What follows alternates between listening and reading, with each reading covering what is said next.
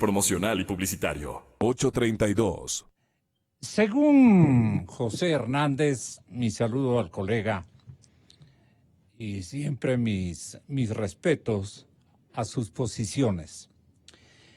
Pero usted está acertado o equivocado cuando señala que el año empieza arrastrando los pies este año. El gobierno se ha cuidado de hacer anuncios o de construir promesas. La Asamblea no despierta entusiasmos, ya lo dijimos, al igual que el juicio político a Diana Tamaín. La Fiscalía General de la Nación prepara el juicio de Rafael Correa, mientras la economía no levanta cabeza. Esa normalidad tan desoladora no se ve afectada todavía por la campaña electoral. En realidad no se sabe cómo reaccionará el país en este año que estamos comenzando. Incluso, señores oyentes, no se sabe cómo decantará en el campo electoral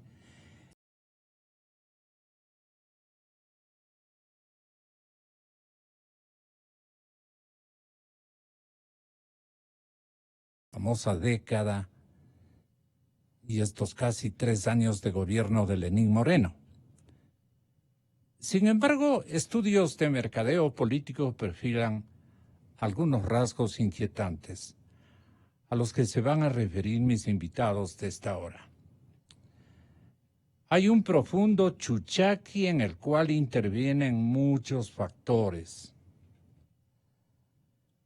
Haber creído a ojo cerrado en un régimen cuyo balance real difiere del relato que pretendió implantar.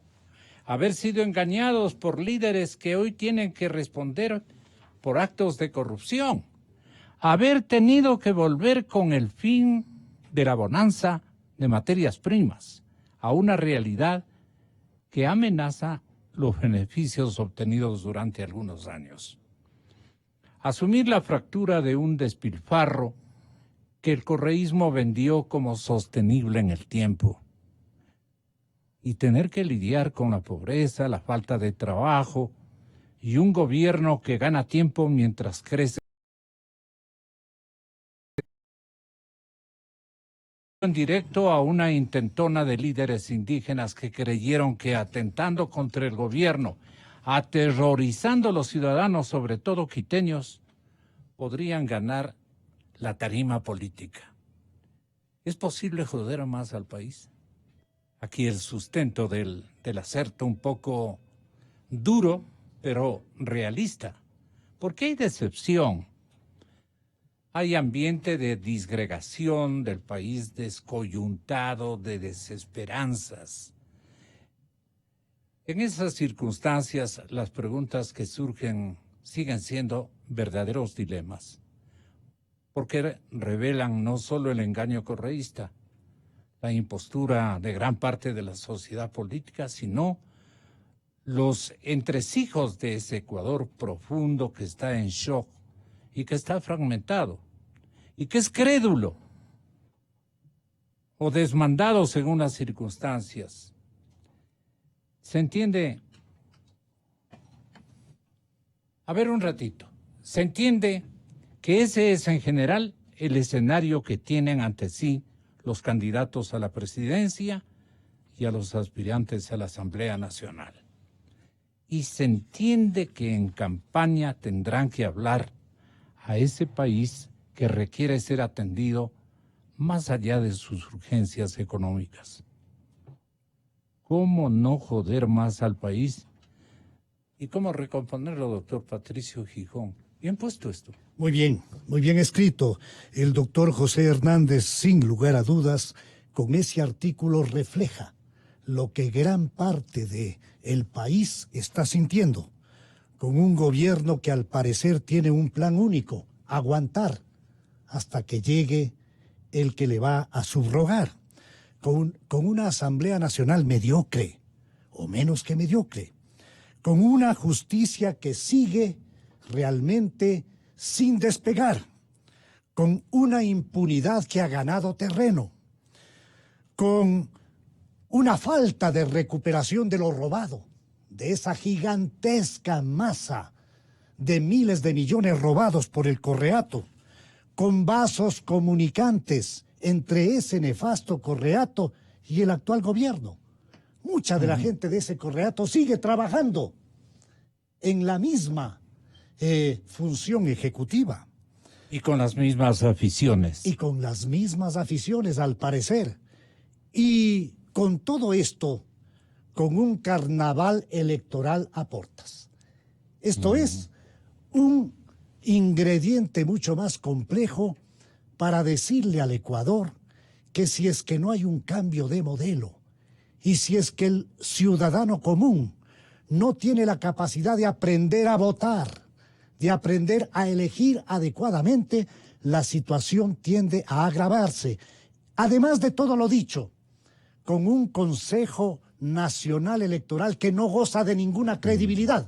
Me refiero a la mayoría de sus integrantes que al parecer ahora están conectando un operativo político en la Asamblea Nacional para salvar a la señora Atamaínt y para seguir avanzando en una propuesta de dejar intocado. Un desastre esta señora Atamaínt, doctor Un desastre. Gijón. Todo ese ensamblaje que nunca tuvo una auditoría informática y que no deja de lado la posibilidad de que en el Ecuador exista un fuerte olor a fraude electoral. Sí, ¿no? Entonces, con todos estos elementos, la situación cada día se complica en el Ecuador, mucho más cuando no se ha logrado superar una situación dramática en la que vive la población, con más del 60% entre el desempleo abierto y el subempleo, y con una economía que está paralizada. Doctor Francisco Huerta, ¿cómo recomponer esta situación?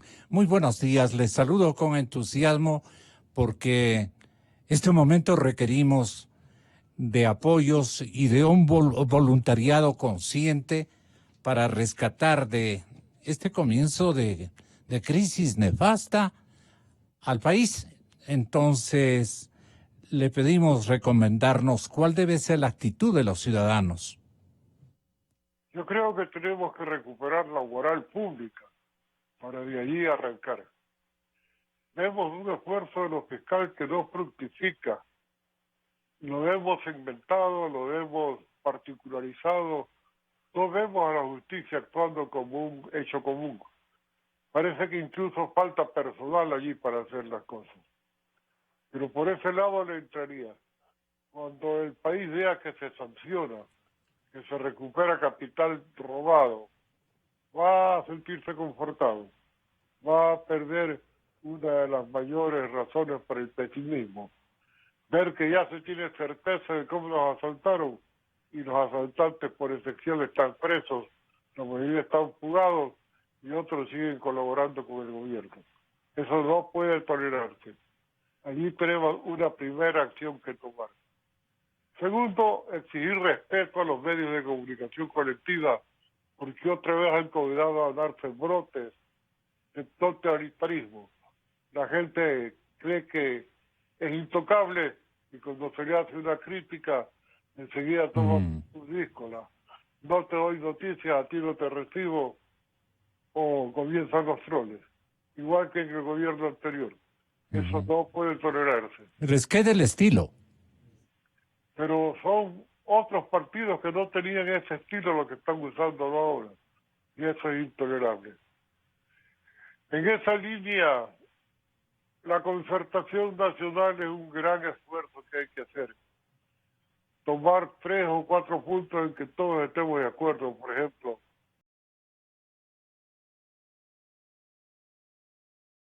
La austeridad fiscal se plantea, pero tampoco se realiza. En esa línea no salimos del bache. Más endeudamiento no es posible. Pero no hay la coalición de partidos que le imponga al gobierno una conducción que ahora no tiene. No hay magia, por lo demás. Claro. En la campaña tendrán que ofrecer como Churchill sangre, sudor y lágrimas para poder sacar al Ecuador hacia adelante. Doctor Huerta, dicen que en este momento, en grandes trazos, se ven tres tendencias. Una liberal en economía, en grados diversos en valores, una liberal en economía y conservadora en grados diversos. Ahí está completo. El libre mercado rima con una visión religiosa que persigue salvar a los ecuatorianos de la amoralidad que supuestamente quieren imponer las minorías. En esta línea hay radicales que superan con creces las posiciones de Guillermo Lasso.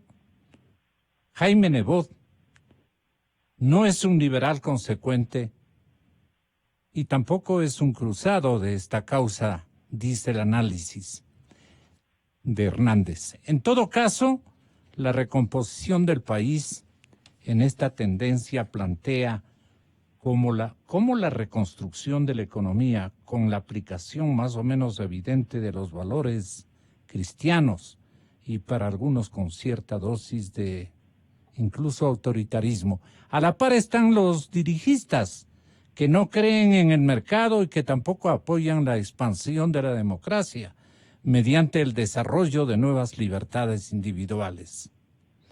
Hay una tendencia progresista capaz de integrar el desarrollo del libre mercado con controles del Estado y desarrollo de las libertades individuales, como que no parece respetable, doctor Francisco Huerta, porque con lo que usted nos diga, nos vamos a Rochester, a Minnesota, justamente a la Unión Americana, donde está en residencia coyuntural el doctor Raúl Andrade, que también va a tener participación en este diagnóstico.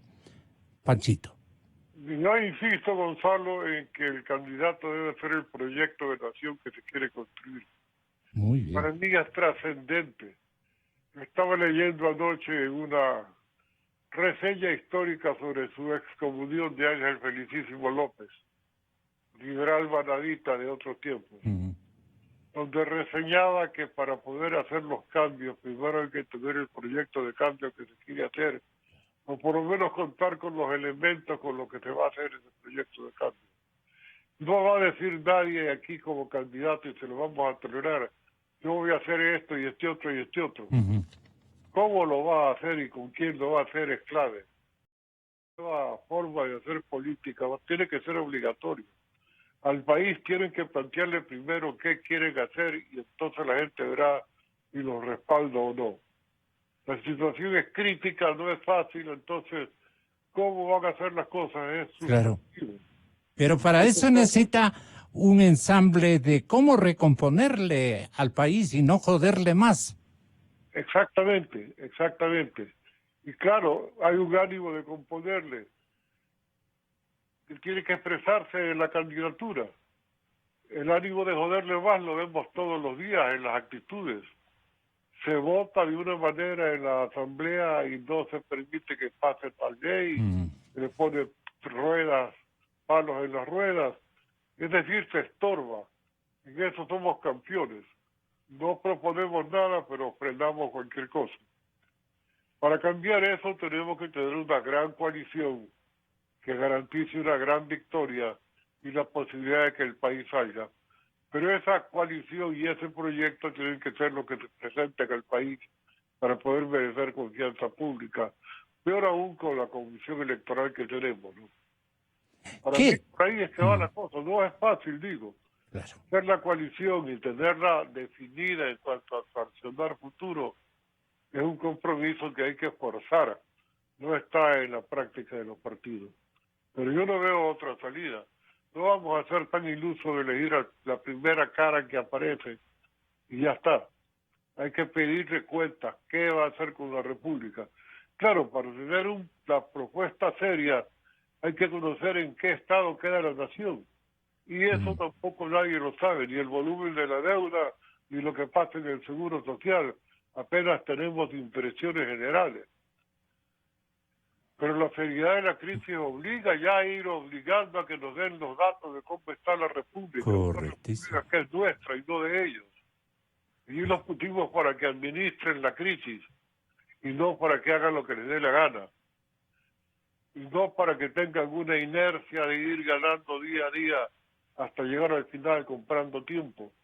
Aquí la República en un año no puede perder el tiempo viajando el presidente a todas partes que se le ocurre y no actuando por miedo de cómo van a reaccionar los indígenas. Así no hay país, por supuesto que no. El maestro, para todos nosotros los comunicadores sociales, don Raúl Andrade, ¿qué diría en este momento?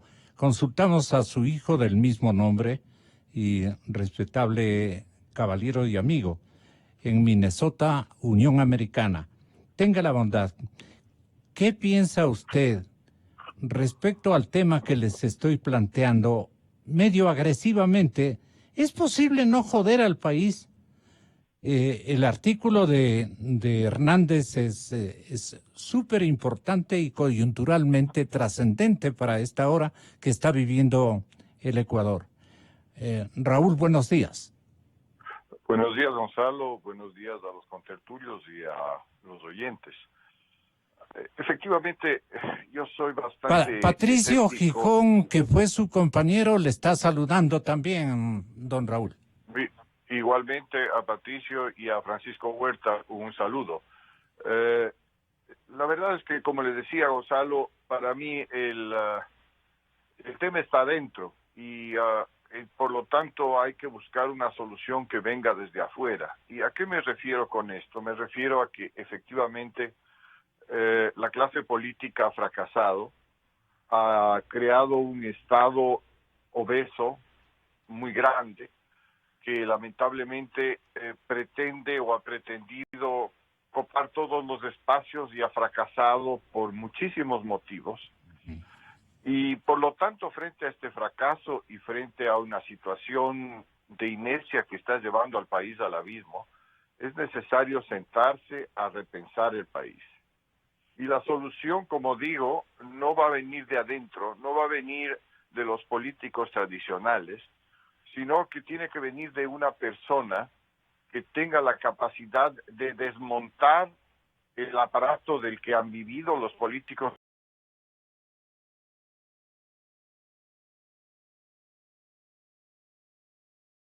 del Estado, a repensar la función de los sindicatos, a repensar la función de la empresa privada, lograr un gran acuerdo nacional que no sea básicamente el estar cobijados bajo el ala del gobierno para tener éxito, sino que implique un compromiso de trabajo de todos estos sectores que aparentemente son disímiles, en aras del bien común que es el adelanto del país. Porque lo único que está pasando en este momento es que los problemas se siguen empujando hacia adelante, hacia el próximo. Los planteamientos y las dudas siguen siendo las mismas independientemente del gobierno y dependiendo del estilo del gobernante, impositivo o laxo, el resultado final se ve en lo que se va convirtiendo el país. El país no tiene instituciones, el país ha perdido absolutamente el respeto a las instituciones que tiene, y por lo tanto es indispensable que reaccione, que encuentre por sí mismo la ruta para cambiar esta situación que es verdaderamente desastrosa y terrible. Aquí en los Estados Unidos, simplemente para poner el ejemplo, cuando hay una determinación, esa determinación se respeta. En el Ecuador la cuestionamos por principio. No podemos estar de acuerdo.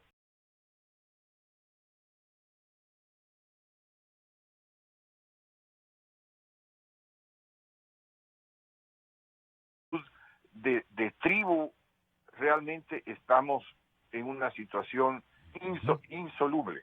El tema de la rebelión famosa indígena de hace pocos demostró, por el otro lado, el absoluto desespero, la absoluta protesta por una situación injusta, dura, de marginación, pero al mismo tiempo también demostró la ignorancia de sus líderes y la forma en que lo plantean.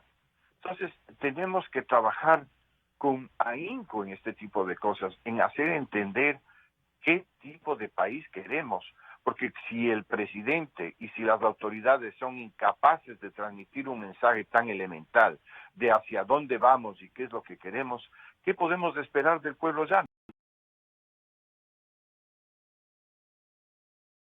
Fue el terrorismo, quién hizo el terrorismo, sino hay una razón, ¿sí? Aquí en nombres y apellidos, el por qué el levantamiento del pueblo ecuatoriano. El primer exceso es que el presidente de la República tomó decisiones en contra del pueblo ecuatoriano. En consecuencia, tiene que haber un primer grado de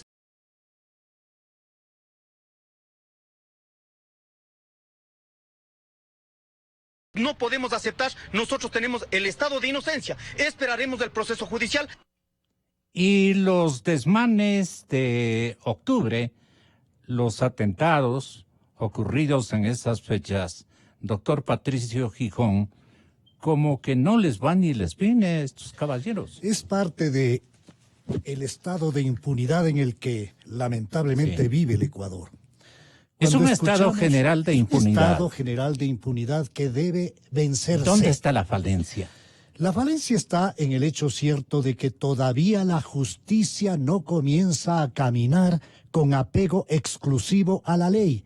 Esto es, aplicando las reglas del juego, sin favor ni temor. Francisco Huerta... ¿El temor está últimamente en la Fiscalía del Estado? Me parece que existe una acumulación gigantesca de trabajo. Yo no tengo desconfianza en la actividad que viene desarrollando la doctora Salazar. Más bien creo que los aparatos de justicia todavía no comienzan a caminar. Permítame decir que estoy plenamente de acuerdo con lo que han expresado Francisco Huerta y Raúl Andrade, a quienes saludo. Cuando Francisco Huerta habla de la necesidad de la recuperación de la moral pública, realmente va a un tema de fondo.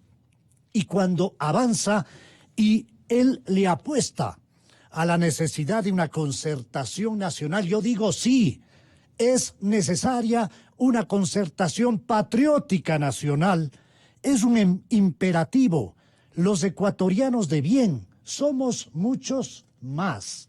Si dejamos que avance el carnaval electoral con 30 o más candidaturas y si dejamos únicamente que los aparatos de campaña sean los que transmitan eslogans y saquen banderas, el Ecuador no podrá avanzar. El populismo se va a apoderar de la presidencia de la República. Si es que seguimos con este tipo de mecanismos de populismo también vinculado con los temas electorales, no vamos a poder salir nunca. Tenemos, y ahí estoy de acuerdo con Raúl, cuando anota el hecho cierto de que la clase política ha fracasado en su conjunto. La clase política no advierte que es necesario repensarle al Ecuador. No estamos entendiendo que la juventud ecuatoriana está desesperada porque ha acumulado una serie de cartones y de títulos y cuando regresa con verdadera ilusión a su país para ejercer una profesión, para insertarse encuentra un en país niveles muerto. laborales, encuentra puertas cerradas. Entonces es necesario también lograr un cambio de las élites en el Ecuador. A nivel de los sectores privados también, a nivel de los sectores sindicales. No es posible advertir que las momias dirigenciales siguen vivas. No es posible admitir... ¿A quiénes se refiere, doctor Gijón? A esas momias dirigenciales que siguen con los mismos esquemas caducos, que no dan paso, por ejemplo, a la flexibilización laboral. Por supuesto que esta tiene que mantener una serie de derechos para los trabajadores. Tenemos que preocuparnos por los que no tienen trabajo y esa situación no alcanzan a entender las élites laborales. Entonces, sindicales. Entonces es necesario sin duda sentarse a repensar este país. Se hace fundamental entender que la proliferación de candidaturas lo único que va a ocurrir es reeditar lo que ya pasó en Quito y en Pichincha. Y si a eso sumamos la falta de credibilidad en un sistema electoral manejado por un CNE que está de alguna manera ya en una línea que todos la conocemos, la situación se convierte en muy, muy compleja. En todo esto es fundamental, sin duda, un cambio de conducta. No podemos avanzar los ecuatorianos si caemos en las mismas prácticas de siempre, si no nos damos cuenta que es fundamental hacer este momento un paréntesis, una moratoria a las viejas discusiones pseudo-ideológicas y avanzar a una agenda común muy sencilla. ¿En qué podría consistir la agenda común, doctor Francisco Huerta, luego de que escuchemos la agenda que nos quería más o menos ilustrar el doctor Patricio Gijón? Yo planteo 3 temas fundamentales. Esta agenda debe contemplar aspectos que tienen que ver con la reactivación del empleo y del trabajo, vencer la impunidad. Esto es reinaugurar aparatos de justicia y finalmente salvar el Instituto Ecuatoriano de Seguridad Social. ¿Usted qué ideas tendría para activar esta nueva agenda, doctor Huerta? Bueno, ahí está faltando un viejo tema mío que no se ha resuelto. La inseguridad pública y el creciente incremento permanente del Importantísimo. tráfico de drogas. Eso nos tiene tomados. Parte de la acción pública tiene que ver con el sicariato que se produce porque un capo lo ordenó. Eso no podemos evadirlo.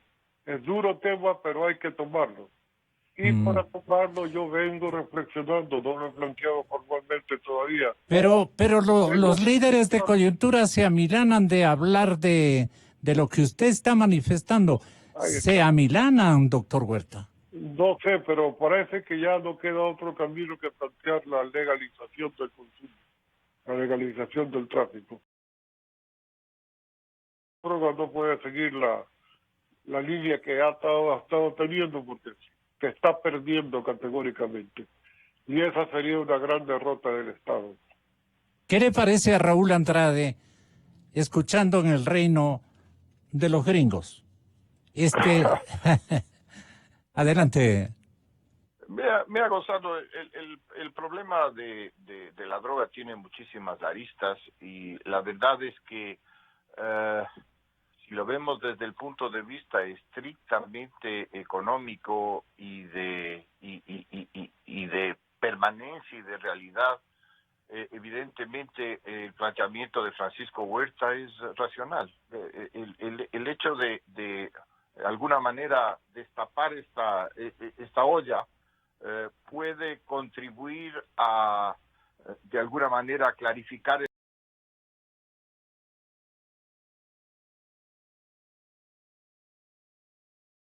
daños. No nos olvidemos que la droga es el único producto que en los últimos, 40 años ha seguido subiendo de precio, el único producto de exportación de América Latina que ha subido de precio. Entonces, hay efectivamente una economía subterránea y una economía paralela que se ha nutrido y que vive de eso y que financia brotes y agresiones como las que hemos estado viendo en los últimos años en nuestros países. De tal manera que puede ser una solución. Ahora, evidentemente, existe siempre el tema ético, existe siempre el tema moral. Creo que este es un asunto que hay que sentarse y discutirlo con la mente abierta, con realmente un criterio amplio y también conversarlo efectivamente con los Estados Unidos, porque resulta que ellos son los grandes consumidores y por lo tanto me parece que tienen también algo que opinar al respecto. No es cuestión únicamente de lanzarle la pelota al país productor y decirle controlen ustedes de la droga, cuando el problema es el consumo en el país de ellos y el efecto que tiene eso en todo sentido, tanto público como en juventudes, etcétera. Así es que es un tema, creo que es de preocupación mundial, no es un tema únicamente ecuatoriano, es un tema que hay que analizarlo, como digo, con cabeza fría y con mente abierta. Eso es algo que, por supuesto, también requiere una conversación. Pero lo más apremiante para mí, mi modo de ver en este momento es qué es lo que está pasando en el Ecuador. Si dividimos el Ecuador en la órbita económica y si hablamos de la órbita política, vamos a ver que tenemos dos vasos comunicantes que realmente tienen que ser resueltos. O sea, en el tema económico, hacia dónde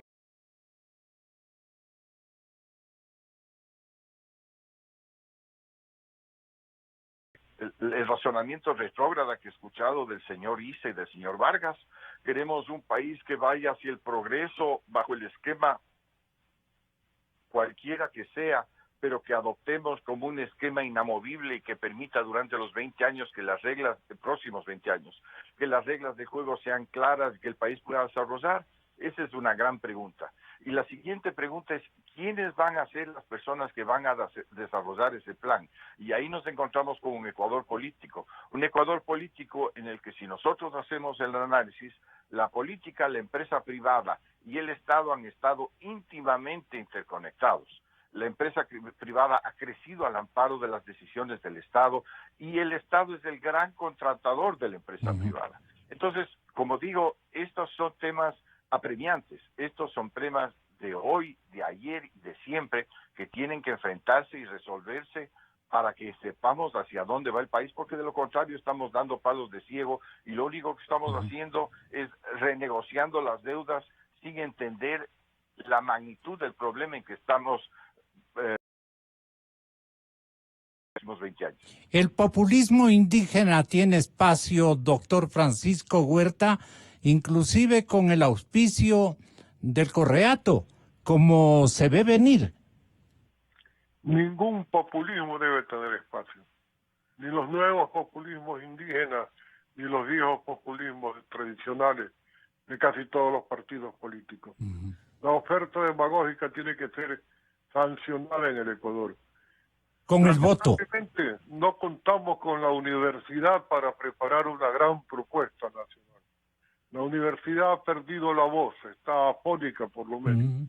Así es. ¿De dónde más van a salir entonces las grandes propuestas nacionales en función del interés de todos? Comienzan a darse a partir de los intereses concretos de determinadas cámaras de la producción, de determinados sindicatos. Pero esa no es la voz del Ecuador, es la voz de esos intereses, con los que hay que conjugar una propuesta nacional. Pero debería ser esta labor de los políticos. ¿Pero dónde están los políticos que tienen que decir estas cosas? Ni siquiera el planteamiento lo hacemos ahora los políticos, sino los comunicadores sociales.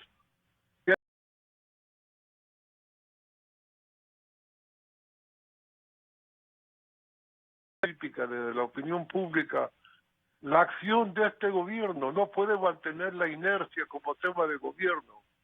Tiene 1 año y tantos meses más para comenzar al gran paso que tenemos que dar los ecuatorianos para poder ponernos en dirección del futuro. No podemos perder 1 año y meses solo porque el gobierno no sabe qué hacer. No podemos seguir resolviendo con deuda la crisis económica. No podemos dejar que se sigan deteriorando instituciones claves como el Seguro Social o la atención de la salud o la calidad de la educación. Allí se puede avanzar en estos días con un esfuerzo compartido buscando los mejores hombres y no solo los más cercanos al partido. Lo que acaba de ocurrir en Cancillería revela cómo se mueven los hilos, por qué sale Carrión y nadie tiene claro al final el asunto. Y los nombramientos que se hacen tienen que ver más con amigos del gobierno que con calidades para el cargo. Esa línea es lo que tiene que modificarse sustancialmente. Y la impunidad.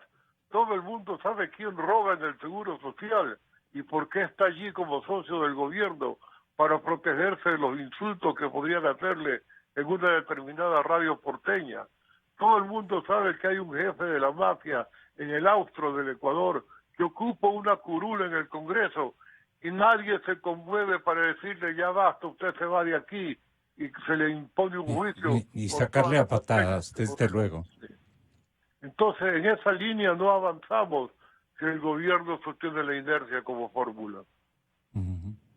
¿Qué le parece, doctor Gijón? Definitivamente estoy de acuerdo, mucho más cuando el gobierno actual tiene realmente apenas 3 o 4 meses y nada más, porque luego vendrá la famosa campaña electoral y ahí puede pasar cualquier cosa. La situación es realmente desesperante y no existe la posibilidad de hacer entender que están ahí para gobernar y que los problemas económicos se resuelven tomando medidas. Yo he venido planteando la necesidad de regresar los ojos al campo y de buscar con un plan de penetración y de construcción de carreteras y caminos vecinales la posibilidad de recuperar empleo y trabajo, la posibilidad de moverle al Ecuador y la posibilidad también de lograr una conexión mucho más eficaz con el campo y de integrar al campo y de sacar sus productos y de evitar la migración campo-ciudad con un solo proyecto, con un proyecto masivo de penetración de caminos vecinales a nivel rural. Qué pena, pero no hay su con coideario, quién hablar. el expresidente perdió ese turno histórico. Lamentablemente, al momento no hay con quién hablar y no se entiende que la situación está cada día más compleja y se puede reeditar en el Ecuador si es que la justicia no opera lo que pasó en el Cono Sur, cuando luego de los fracasos, porque hay que decir la verdad, del gobierno de Macri, pues el pueblo argentino votó por sus verdugos y le dio nuevamente vida a la estructura más nefasta y corrupta que tuvo Argentina, y vuelve la señora Fernández de Kirchner al poder. ¿No será que en el Ecuador, si es que no opera la justicia y si es que sigue la impunidad ganando terreno, no será que podrá reeditarse eso? La situación es compleja. Lamentablemente tenemos que entender que el Correato montó toda una estructura comunicacional que embobó a una gigante cantidad de ecuatorianos. Pocos de ellos siguen pensando que la propuesta era ideológica y tenía que ver con una verdadera revolución, que para mí es un embuste. Y muchos de los ecuatorianos, en cambio, dicen que tenemos carreteras, que teníamos escuelas, que teníamos una vida mejor. Entonces estamos frente a un peligro enorme de que se reconstituya este populismo nefasto, este populismo que compró la franquicia castrochavista para traer al Ecuador una propuesta dictatorial y corrupta, una propuesta de un narcoestado que manejó las cosas a su gusto y capricho y que solamente privilegió los intereses de esa argolla amoral. Doctor Gijón, muchas gracias. Don Raúl Andrade, usted tiene la última palabra. Muy gentil, Gonzalo. Pues la verdad es que tenemos que empezar a hilvanar soluciones. Tenemos que hablar en temas concretos, tenemos que tener claro cuál es la situación económica del Ecuador, que no la tenemos clara. Tenemos que saber cuánto podemos destinar en mejoras y en temas como los que ha planteado Patricio en la parte agrícola. Tenemos que redimensionar el tamaño del Estado definitivamente, reducirlo. Tenemos que trabajar para que las penas sean mayores y para que haya verdaderamente un temor reverencial frente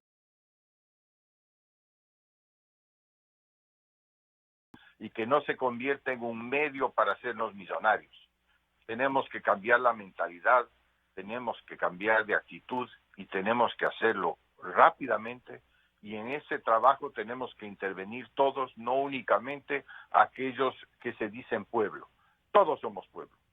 No son pueblo únicamente los señores Vargas, los señores Isas, los sindicalistas o los movimientos de izquierda. Todos somos pueblos, todos somos Ecuador. Todos necesitamos intervenir en la solución de nuestro país. Y para eso se requiere, como decía y como reitero, que veamos la cosa desde afuera y que la enfrentemos desde adentro. Y tenemos que trabajar en ello. Panchito, un final, doctor Huerta. Creo que Viene sí. dura la situación. Sí, sigo en línea. Sí, sigue en línea. Sí. Básicamente, la unidad con un proyecto, insisto en el tema, es lo que nos puede llevar hacia adelante. Si no se da una gran coalición pro patria, superando ideologías y en cada tema teniendo una determinación preacordada, con unas líneas rojas, como respeto a la libertad de expresión, por ejemplo, que no se pueden violentar, el país no sale. Esa es mi propuesta desde hace algún rato. No Así es fácil de conjugar, los intereses individuales la bombardean, pero no veo salida.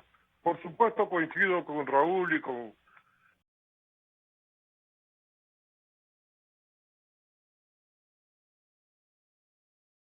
industrial para desarrollar productividad y con valor agregado industrial, para tener productos de exportación, bienes renovables, cuidando el ambiente, por tanto, ese es el futuro. Pero eso tiene que conducirlo un gran capitán que, apoyado por un pueblo definido, que toma la propuesta como suya, permite que el Ecuador avance. ¿Hay un pueblo indefinido este momento? Por supuesto, el pueblo está de un lado para otro, Sí. pero está queriendo... ¿Es mediocridad del pueblo o es ausencia de líderes? Ambas cosas. Sin duda que sí. Y de líderes decididos a jugársela por el país. ¿Por qué algunos líderes no definen su candidatura presidencial? Porque están calculando primero que sí va a ganar las elecciones y segundo, en qué estado queda la República. Eso no debería mirarse sino para definirse a componer las cosas y no para hacer el cálculo de cuán popular voy a ser en mi gobierno, porque tendré que tomar medidas duras que no le van a caer bien a todo el mundo. ¿Usted cree que existe el peligro de que se reprise en Ecuador lo que ha ocurrido en la Argentina? Pienso que no, en eso no coincido con Patricio. El pueblo ecuatoriano, justamente porque ya pasó en la Argentina, tiene que advertir el peligro y superarlo. Gracias, doctor. Un abrazo para todos ustedes, señoras y señores. Buenos días. Con toda la fidelidad, con toda la fidelidad. Un manejo informativo solvente. Democracia. Inicia